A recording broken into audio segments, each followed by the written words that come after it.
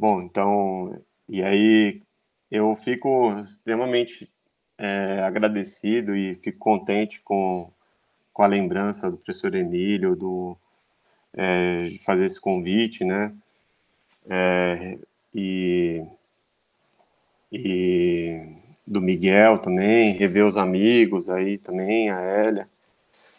E, e uma sessão nostalgia, ver aquelas fotos antigas, os primeiros eventos, e a gente vê como que o tempo passa rápido demais.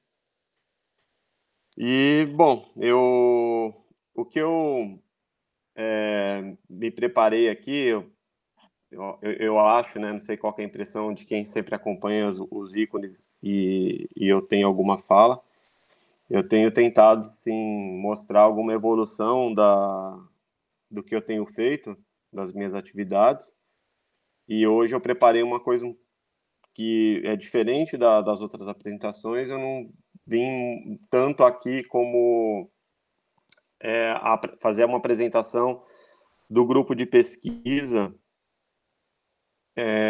e os trabalhos que eu venho fazendo no grupo que a gente tem lá no Mackenzie, que é o Laboratório de Big Data e Métodos Analíticos Aplicados, mas trazer uma experiência nova para mim, que está sendo muito desafiadora, que é pegar todos os conceitos, tudo aquilo que a gente aprendeu até hoje e levar para o setor produtivo, né? Então, eu tenho iniciado uma carreira de consultoria em ciência de dados. Eu vou mencionar o nome da empresa mais adiante. E isso tem feito assim uma grande transformação na carreira, porque tudo que aquilo que a gente faz de trabalho experimental, né, de pesquisa, definir as hipóteses da pesquisa, quando você vai para o mundo real, você percebe que tem para você colocar aquilo em uma produção, tem um caminho extremamente longo e alguns percalços que, quando a gente está trabalhando numa escala de bancada, de experimento, a gente não vai perceber, não sabe o que acontece, e aí começam a ter os desafios, né? Então, essa que vai ser a pegada aí que eu pretendo trazer para a gente aqui hoje, né? E eu acho interessante porque muitas das coisas que eu também tinha marcado para falar, a Elia apontou, então tem acho que essa convergência, né? Quando a gente fala de você pegar uma técnica nossa, porque o grupo, ele basicamente desenvolve um ferramental, o grupo ícone, né? E outros laboratórios também de pesquisa, a gente lá no Mackenzie também, no Big Map, desenvolve trabalhos acadêmicos que se tornam um arsenal de ferramentas para aplicação, e quando a gente vai levar isso para aplicar de fato, tem um fator que é determinante, que é você conhecer o negócio, né? Ter a especialidade do assunto. Então, em parte, as parcerias, elas são boas porque elas encurtam esses caminhos do entendimento, né? E, e por outro lado, esse também é um desafio que traz quando você está fazendo alguma coisa aplicada, que você acaba tendo que entender, né? Porque no final você vai manipular os dados e dependendo da manipulação, ela não faz sentido, né? Vocês falaram de rolling window, na teoria funciona muito bem para muitas coisas, mas aí quando você entende o negócio do cara, que às vezes tem uma sazonalidade muito marcada, você fazer isso acaba às vezes em alguns casos perdendo essa característica dos dados e aí pode aplicar qualquer técnica do mundo que a gente desenvolveu, ela acaba não funcionando. Então, isso é interessante ter a Elia ter colocado também, é uma coisa que eu acabo percebendo, de ser especialista, né? E tem outras coisas, assim, de modelos, assim, qual modelo eu vou usar, né? Então, o professor perguntou para o Leonardo, né? Qual que é o estado da arte, da técnica? Tem LSTM, tem outros tipos de rede recorrente, e aí você tem que escolher qual delas utilizar. Então, eu vou procurar, assim, dar uma passada nas coisas que eu tenho feito, né? Pontuo também coisas de pesquisas, mas quando, pelo menos da experiência que eu estou tendo, o desenvolvimento prático, ele ainda não vamos dizer assim, nem 20% do que é feito de pesquisa. Então, tem um gap muito grande. E aí, isso tudo é interessante, ao meu ver, porque vocês vão perceber, eu coloquei aqui alguns chapéus que eu tenho, né? Professor, pesquisador, agora consultoria, mas eu também estou atualmente na coordenação do programa de pós-graduação em Engenharia Elétrica e Computação, lá do Mackenzie, né, que é equivalente aí ao que tem do que o grupo ícone está associado e que os alunos estão fazendo as pesquisas, né, que é Engenharia às 4, e vem acontecendo uma discussão muito grande, que é primeiro a escassez de fomento, né? Então, isso talvez na pública isso não pegue tanto, mas na particular, a gente tem essa necessidade ainda maior, porque a pesquisa é cara e ainda o aluno, para fazer um mestrado, doutorado, tem que pagar. Isso, para a gente, é um desafio maior. E, e essa escassez de recurso, a área dentro, né, assim, em termos de governamentais, né, da CAPES e das coordenações locais, no caso Engenharia às 4, vem falando muito isso, que é a gente conseguir romper essa barreira entre a pesquisa teórica em alguma aplicação para resolver problemas regionais, né? E eu acredito muito nisso, não pela escassez do recurso, né, mas traz algumas consequências quando você faz isso, que é entender ou conhecer problemas novos, e a partir desses problemas novos a gente conseguir fazer o desenvolvimento de uma pesquisa que realmente ela vai ser utilizada, né? E eu acredito muito nisso, né? De novo, e essa visão dos trabalhos mais aplicados da Engenharia às 4, que se discute muito, né? Se é um mestrado acadêmico ou profissional, ou até a coordenação atual, ela fala muito disso, de que na Engenharia às 4 é muito difícil você separar o que pesquisa, mestrado profissional e o acadêmico, porque muitas das nossas pesquisas elas têm essa componente mais prática. E lá no Mackenzie, a gente fala no Mackenzie, é estranho, eu sei, mas faz mais sentido na Universidade Mackenzie, enfim, mas são detalhes. A característica do nosso aluno é aquele aluno que está no setor produtivo.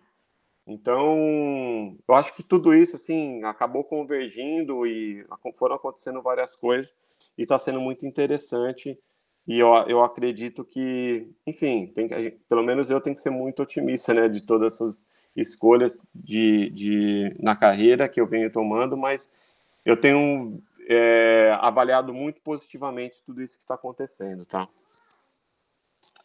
Bom, em termos, assim, gerais de algoritmo que a gente utiliza, são algoritmos, assim, nas aplicações, pode ser que fique um pouco misturado agora aqui, mas no setor produtivo, né, então a gente utiliza os algoritmos de classificação de dados,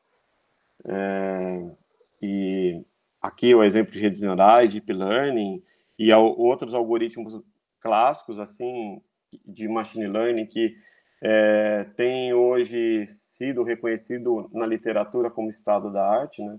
Então, principalmente aqueles que têm como núcleo árvores de decisão, então, Random Forest, XGBoost, né? Esses algoritmos são muito interessantes e um dos fatos que eu acredito que tem a ver, né, desses usos tem a ver com as parametrizações, né? A gente sabe que redes neurais têm um potencial incrível de aplicações, mas a quantidade de parâmetros e como que a gente faz o ajuste de tudo isso acaba sendo, em algumas situações, fatores que implicam em você escolher um modelo desse tipo ou não para fazer a aplicação, né? O Leonardo falou também em Data Augmentation, muitas vezes a gente tem que utilizar, dependendo dos modelos, eles têm sensibilidade a classes, a base de dados com classes desbalanceadas, então precisa fazer algum tipo de combinação de técnicas, né?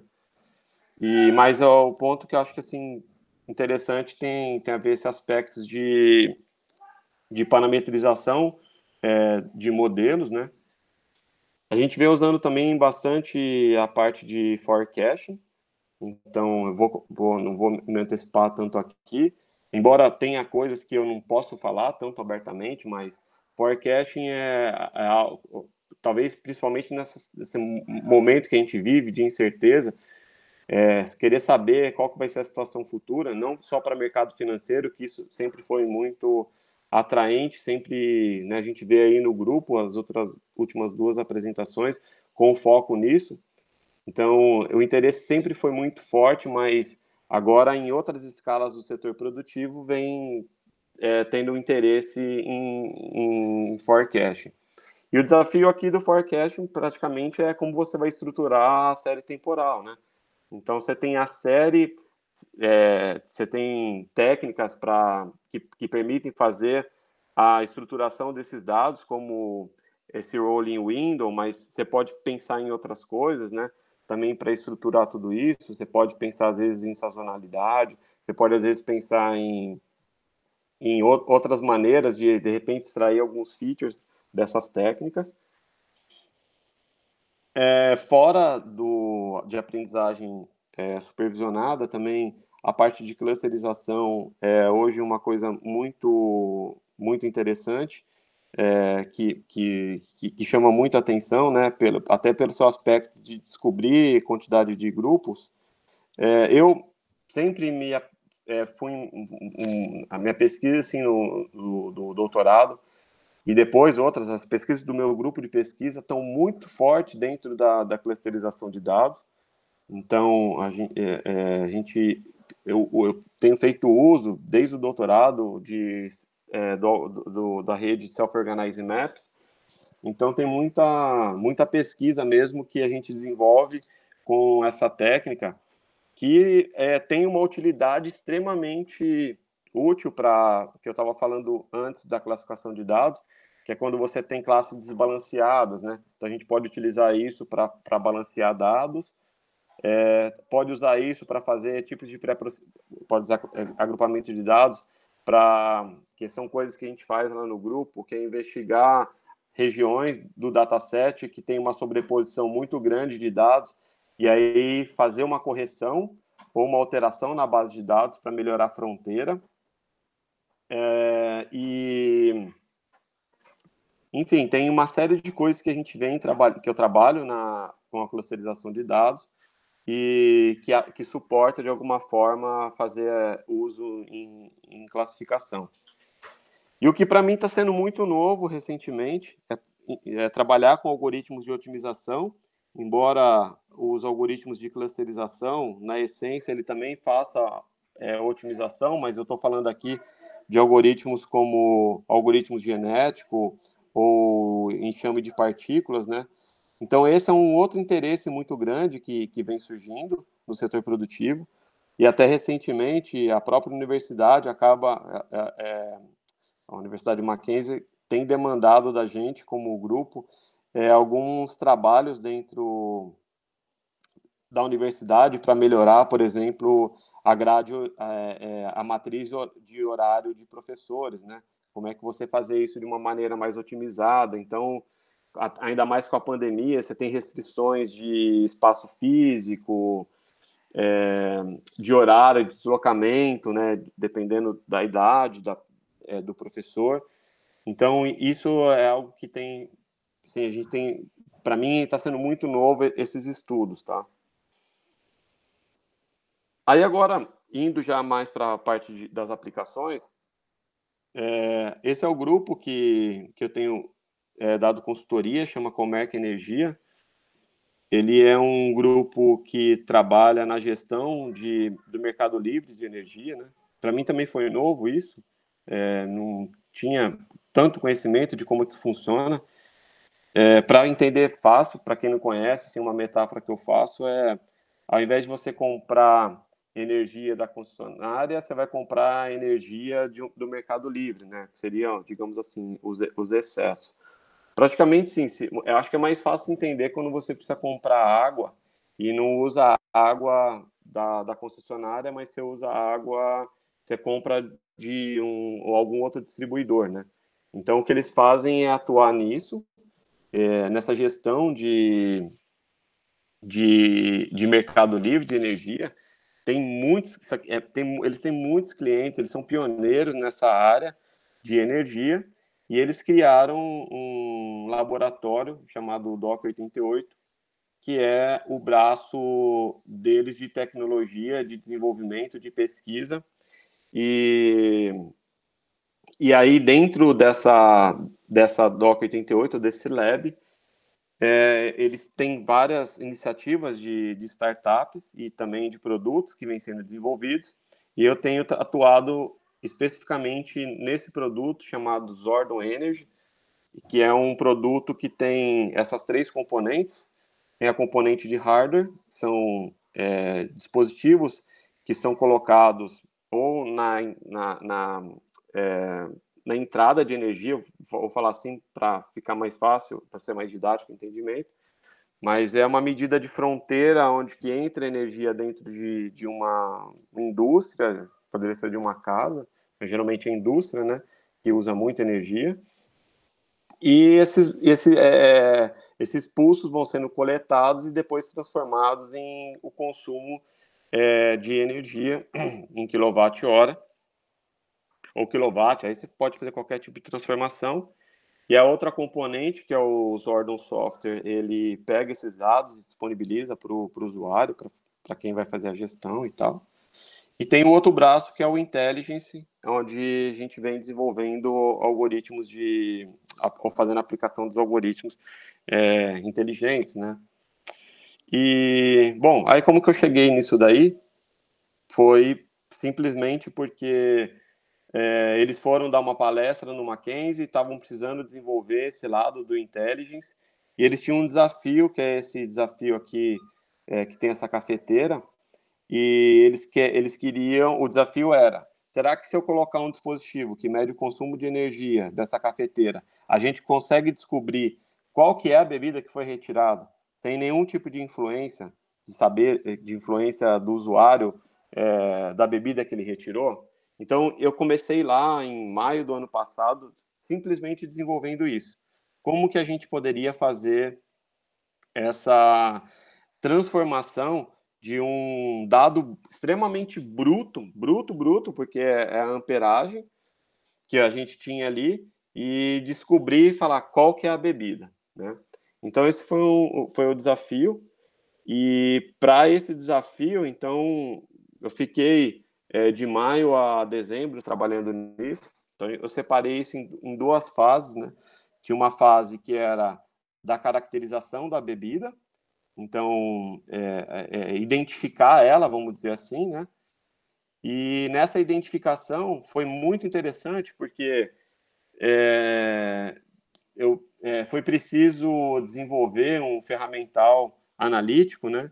Que não tinha, e até eu costumo falar uma bancada analítica, porque eles entendem muito da parte de hardware, né? Então, trabalhar em bancada, isso é muito fácil de entender. Falar, ó, é uma bancada analítica que a gente vem montando para poder olhar para os dados e ver o que está acontecendo, né? E aí comecei a explorar o consumo dessa amperagem em diferentes partes do dia, assim, eu não queria descer para ver o que a pessoa estava tirando de bebida para enviesar inicialmente o resultado. Eu queria ter certeza que era possível a gente descobrir qual que era a assinatura de cada um dos tipos das 6 bebidas que tem de opção nessa máquina de café. Então, aí foi explorando alguns comportamentos do equipamento, né, ao longo de vários dias, desenvolvendo esse ferramental também, que consumiu bastante tempo. E aí foi interessante que nessas análises assim mais exploratórias, a gente conseguiu, por exemplo, perceber que a máquina ela tem um disparo involuntário dentro dela que acontece com uma frequência muito marcada desde que a máquina não esteja usada. Então, onde que apareceu isso? Na madrugada. Então, na madrugada, ela ficava a cada hora ela ligava 6 vezes, tinha um comportamento parecido com esses que estão aqui nos gráficos de linha roxa, né? E mais precisamente é o que está à direita de vocês e na parte superior, que tem essas ondas quadradas aí. E esse comportamento é um comportamento involuntário que a máquina faz. E a gente fez algumas contas assim de padeiro, falando, olha, essa aqui a máquina está ligada de madrugada, precisa ficar ligada? Não, não precisa. Quanto que isso consome em termos de energia? Ah, consome tanto. Ah, então aí você faz multiplica isso, dependendo do equipamento que tem, aí vê o quanto que uma descoberta desse tipo leva de valor para algum cliente que poderia estar tendo essa economia, por exemplo, né? Tem vários outros insights que saem dessa prova de conceito.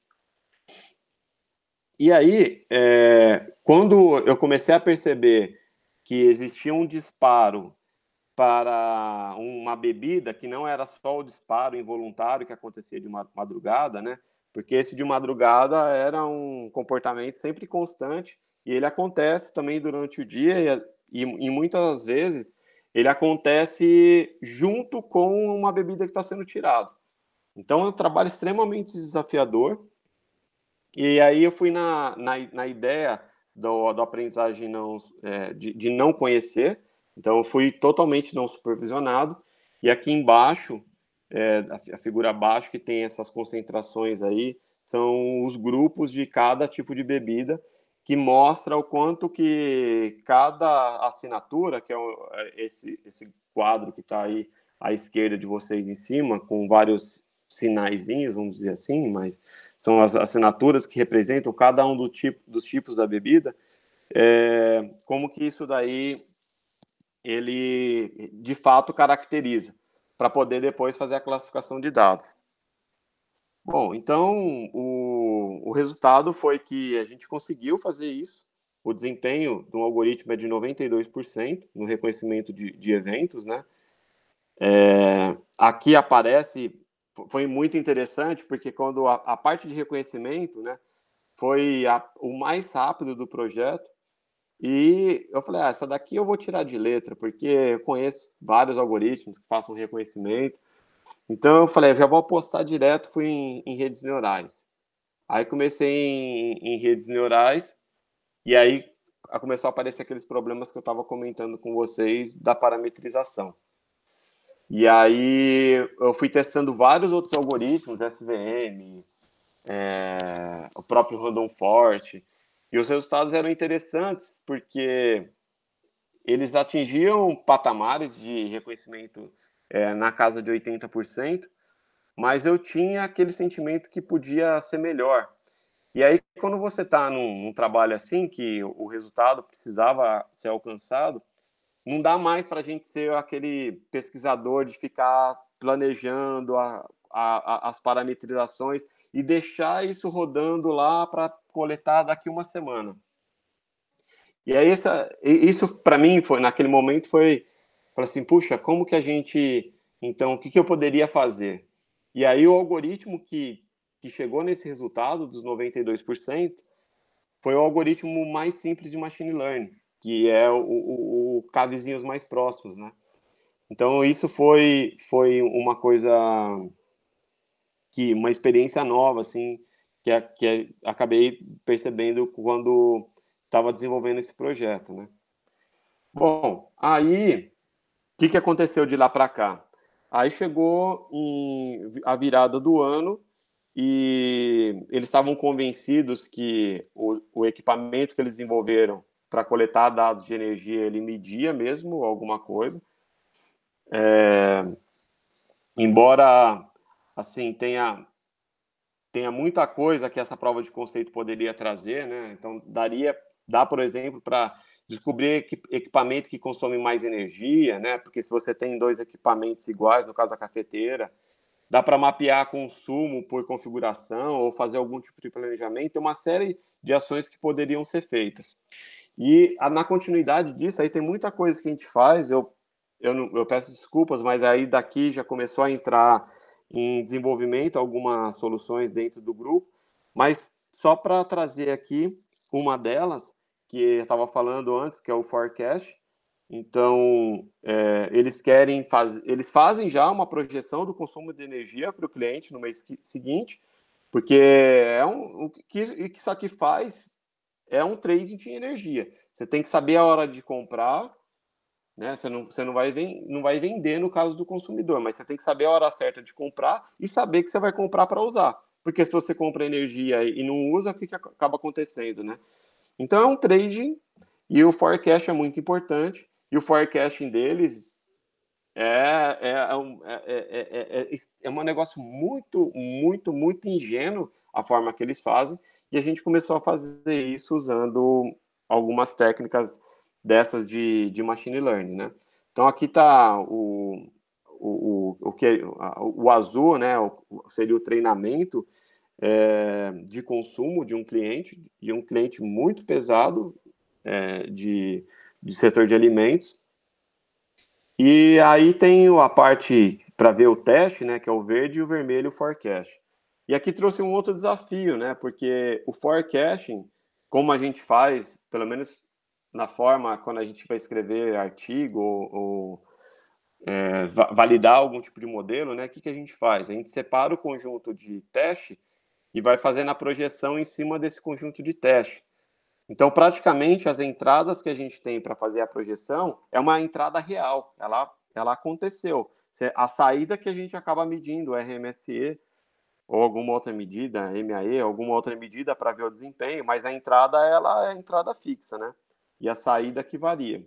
E aqui não, aqui a gente tinha que pegar a saída, e essa saída retroalimentava o modelo para ir sendo a entrada, para ir de fato projetando o resultado. Então, isso já se torna o problema um desafio extremamente grande. E outros problemas que acontecem aqui, nesse caso que a gente teve que tratar, é o problema de ausência de dados, muito comum, muito comum. E aí, como você não tem um dataset que ele já veio pronto, que em CSV você tem que pegar os dados reais de produção, quando você importa, igual aqui, se eu pegar essa série do jeito que está, de 0 a 800, eu não estou percebendo aqui, mas que é um problema que acontece quando você coloca isso no eixo X pelo tempo, é que eu tenho um mês de dados que está ausente aqui. Então tem um valor que assim, não tem medida. Então como que a gente faz esse tratamento, né? Então muito ruído, bases de dados extremamente ruidosas e tem valores assim eles vão lá para cima, eles chamam de big values, mas sim, sem nenhuma explicação aparente por qual que é a razão disso tudo está acontecendo. Bom, aí não controlei o tempo, peço desculpas, acabei me empolgando um pouco na fala, mas aí, sim, por uma coincidência também das coisas, um outro tipo de trabalho, de aplicação, né, que a gente fez e terminou agora, no final do ano passado, aí já está associado ao laboratório, aqui tem um logo dele, né, o Big Map. Foi um projeto financiado pela ANEEL, de energia também, e aplicado dentro da EMAI, que é a Empresa Metropolitana de Água e Energia. E aqui o objetivo era encontrar o melhor momento de manutenção de uma turbina. Os dois temas têm a ver com energia, mas sim, foi uma coisa que aconteceu esse primeiro. Então, aqui é um projeto que eu estou lá do lado de quem está produzindo a energia, né? E o outro, a parte da consultoria, a energia, ela já existe e está fazendo a comercialização dela, né? Embora a EMAI também tenha uma parte que ela produz energia só para Mercado Livre. Então a gente acaba conhecendo os dois mundos aí, né? E aí o que a gente fez foi tem esse, depois acabei, a gente até escreveu um artigo, vai ser publicado esse ano, chamado de Bancada Analítica, é um trabalho de mestrado de um aluno, e que a gente fez todas as explorações aqui de dados possíveis, né? Acho que foi interessante essa dashboard que ela traz para o mesmo dados visões diferentes, como se fossem fotografias diferentes, né, do mesmo dado. Então tem um gráfico, um box plot que dá um resumo em termos de quartis e permite que a gente veja se a presença ou não de outliers. Tem um gráfico temporal que dá para ver, a gente perceber os comportamentos e quando acontece eventualmente esses outliers, e tem os histogramas, né? Que a gente tem ideias de como que os dados como os dados estão distribuídos. E o resultado final que a gente queria era o forecasting também, né? Saber quando que o equipamento vai falhar ou não. E está muito pequeno aqui no gráfico à esquerda das linhas laranja, mas tem duas linhas limite que se atinge esses valores limite é problema. Essas descobertas do que é problema ou não, em alguns casos a gente definiu direto dos manuais, são parâmetros técnicos, né, que a gente vê no equipamento, de quando ele começa a ter falha ou não. E essas linhas laranjas que definem esses limites, o que a gente faz aqui é uma projeção do valor para alguns meses para saber se vai ter a falha ou não do equipamento. E aí isso gera um alerta para a equipe de manutenção que consegue se planejar em termos de equipe, de compra até mesmo de algum equipamento. E aí esse projeto ele está em execução lá na usina de Henry com essa predição, né, de falha de equipamento. Bom, e aí acho que é onde que toda a coisa começou, isso eu já apresentei da outra vez. A gente fez um balão de ensaio dentro do laboratório, que é monitorar um aquário. Nessa época de pandemia foi um sacrifício, porque eu tive que dar um jeito de ir lá para pegar o peixe que fica dentro do aquário, né? Mas a gente continua monitorando a água e de um aquário, porque é um problema lúdico, né? Um aluno de graduação entende o que está sendo feito e a gente consegue mostrar para o aluno, falar, ó, tem isso daqui que você poderia fazer. Então é incrível, assim, teve já aluno que fez trabalho de realidade aumentada, não tem nem a ver comigo isso, mas falou, não, vamos fazer um ambiente virtual que transforme as medidas que estão sendo coletadas em um jogo, e aí ver a alimentação, ver o peixe, se ele está sentindo frio ou calor, dependendo da temperatura da água, como coisas que agora, que é o projeto que a gente está terminando, foi um sofrimento muito grande, porque nessa época da pandemia, como eu falei, eu teve que tirar o peixe, e eu mantive um aquário lá monitorando, mas teve um dia que ficou constante a temperatura. Falei, mas que coisa estranha, né? Aí eu fui até o laboratório e o aquário estava seco, né? E o trabalho desse aluno é fazer exatamente a predição de quando precisa ligar o aquecedor da água. Então, esse gráfico que está aqui, ele mostra esse comportamento, como ele acontece, do ligar e desligar a água. Então, muito parecido com o que eu mostrei agora. A gente tem valores limites aqui de aquecimento da água, que é 22 e 28 graus. É a faixa de temperatura que um peixe da espécie beta ele precisa estar para viver bem. E hoje, como a gente fez, um liga e desliga, né? Se a temperatura bate no 22, liga o aquecedor, bateu no 28, desliga. E aí tem esses comportamentos aqui, e o trabalho do aluno era pegar uma rede neural, fazer a projeção para ver se vai ter que, se a temperatura vai chegar no valor mínimo ou máximo, e tomar uma ação antecipada para evitar esse tipo de comportamento. Então, tem várias coisas. Essa própria dashboard foi um trabalho de aluno, né? De vários alunos. Bom, aqui que a gente vem em termos de linguagem, já estou terminando, é rápido essa parte, mas em termos de linguagem, a gente tem usado Python e R, mais R do que Python. Enfim, eu comecei aí no grupo, fez todo o meu trabalho em MATLAB, né? E para mudar para o R foi muito fácil. Até o ambiente dele é muito parecido. E eu gosto particularmente do R, porque além dessa similaridade, óbvio, do MATLAB, mas tem também uma manutenção das bibliotecas que são disponibilizadas para uso, né, principalmente machine learning, que para você colocar ele nesse repositório, que é o CRAN, você tem que escrever um artigo e mostrar que a biblioteca funciona. Então, isso passa uma confiança que teve uma validação muito grande para a transformação de biblioteca. E Python também a gente utiliza. Hoje, o Python é a linguagem mais forte de mercado, né? Mas, enfim, a gente vem numa aposta um pouco diferente, mas usa as bibliotecas padrões aí de Python. Quando praticamente precisa desses algoritmos de Deep Learning, aí não tem jeito, aí tem que ser mesmo em Python.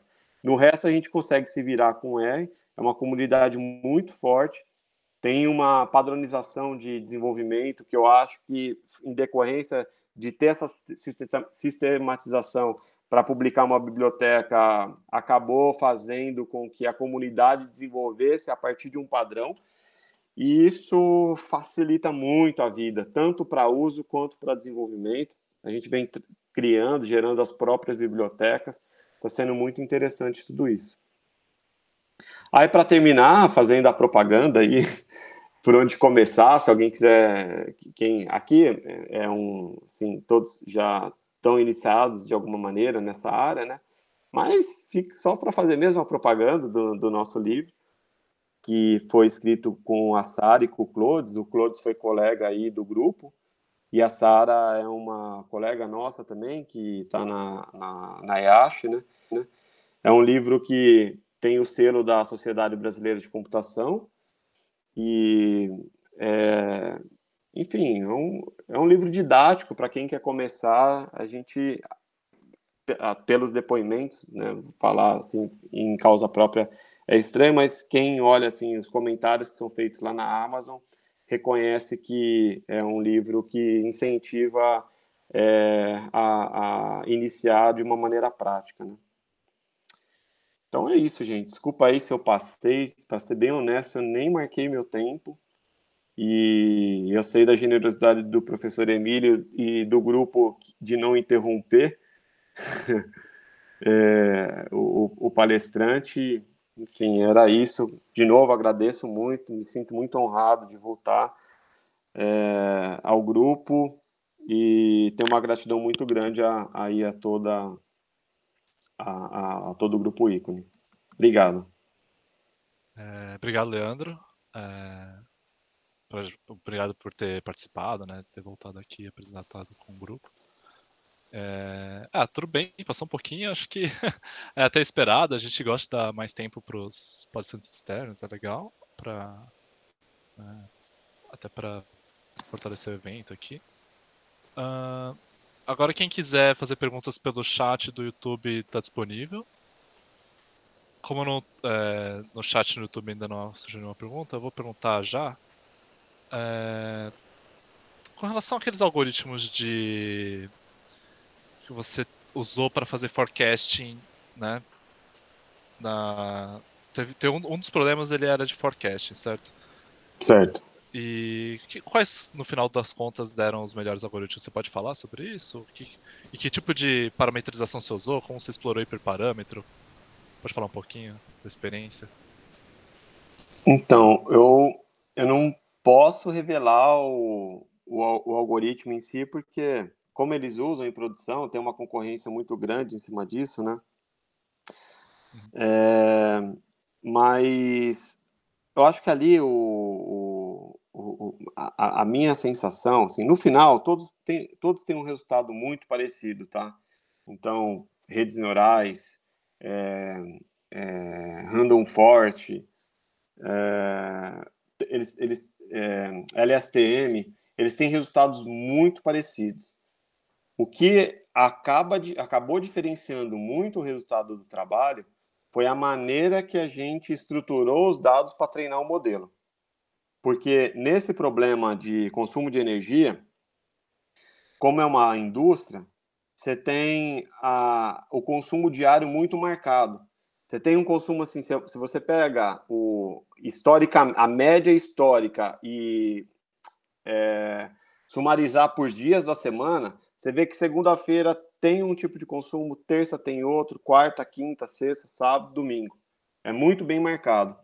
Então, o desafio, porque assim, eu fui no que eu conheço. Eu também usava muito a janela deslizante, né? Eu falei, eu vou nessa daí que eu acho que vai dar certo. Então, isso foi isso que eu posso falar, né? Entender se a maneira que você está modelando o seu problema é a maneira adequada para treinamento de um modelo. Porque em termos de desempenho, eles vão ser muito parecidos desde que você faça o ajuste certo. E o ajuste certo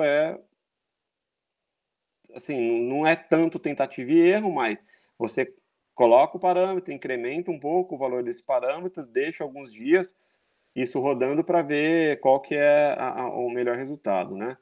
Embora essa parte dos metaparâmetros dá para utilizar os algoritmos de otimização que facilita nessas escolhas, e em Python mesmo tem essas bibliotecas, elas já trazem, já tem um meta-algoritmo que consegue te ajudar nessa parametrização, né? Então foi a grande, eu acho que a grande sacada da solução do problema foi essa. E o LSTM, que eu posso adiantar, é um algoritmo que ele é faminto, né? Ele demora pra caramba para você conseguir fazer o treinamento, e ele não tem tanta sensibilidade de parâmetro, não. Ele é um bom algoritmo desde que você tenha poder computacional disponível para poder utilizar. Legal. Obrigado. Leandro, aqui é o Fernando Itano. Cara, bem legal a sua apresentação. E aí, eu sei que você comentou aí que tem um gap, né, entre o que a gente muitas vezes está pesquisando aqui e o que as empresas estão usando. O que você imagina que possa ser, de repente, uma ponte para tentar ajudar a diminuir essa distância? Tá. Obrigado. Boa pergunta. Esse seria, assim, o que eu vou falar agora, que eu tenho pensado bastante, né? Eu acho que uma das coisas é essa que eu estou fazendo. É você ter um doutor, um mestre na equipe. Porque a troca, ela é muito grande. Porque, assim, eu vou ser muito honesto, cara. Nesses últimos 3 meses, eu tenho aprendido umas coisas que eu nunca imaginava, assim, que eu nem vontade eu tinha de aprender. Porque depois que você faz um modelo, você tem que colocar ele em produção. Como é que você faz isso? Depois que o modelo está em produção, você tem que acompanhar o modelo para ver se ele está ainda tendo desempenho de quando ele tinha quando você projetou. Porque ele deprecia. E aí definir o que fazer e como fazer para monitorar e fazer a substituição. Então, eu acho que minimizar o gap, eu acredito que tenha que ter essa aproximação. É lógico que não é todo doutor que você consegue colocar dentro do setor produtivo, em termos até do jeito que eu faço, que eu trabalho, porque envolve uma parte técnica de conhecimento e gosto mesmo, né? Eu sempre gostei de programar, tanto no mestrado quanto no doutorado. Os algoritmos que eu usei na minha pesquisa, eu implementei todos eles. Então, agora, a minha próxima, assim, que eu espero conseguir fazer, estando dentro do setor produtivo, é começar a pegar alguns problemas que eles não vão a fundo e transformar isso em trabalhos de pesquisa dentro da academia. Porque aí a gente Legal. consegue ir fazendo o trabalho pensando lá na frente, né? Não uma solução que você tem que entregar daqui 1 mês, 2 meses. Eu acho que é isso, cara. O caminho é esse. É aproximação, ou ter mais doutor, mais mestre dentro de empresas. As empresas já perceberam que, muitas delas, que a inovação não sai de uma ideia nova, mas tem que ter uma pesquisa e tem que ter uma metodologia científica por trás. Isso é muito interessante o que está acontecendo lá. Talvez seja a maior contribuição minha, porque a parte técnica, eu estou com dois profissionais jovens, extremamente jovens, mas de um talento que eu nunca vi igual. Então, assim, eu acho que seria isso, o Fernando. Essa é Legal. meu ponto de vista. Legal. Não, excelente. Obrigado. Imagina, eu que agradeço. Queria só parabenizar aí o Leandro, agradecer, né? E parabenizar, e é bem interessante ver aí o seu envolvimento desde o mestrado, doutorado, com problemas concretos, né? Então, desde o INCOR, lá, imagens médicas, e agora na Universidade Mackenzie, você aplicando as técnicas para gestão, para apoio à educação, né? E além desses desafios de consultoria que são bastante concretos também, né? Então, parabéns aí, obrigado aí pela participação. Imagina, eu que agradeço. Eu gosto de ir atrás de problema, né?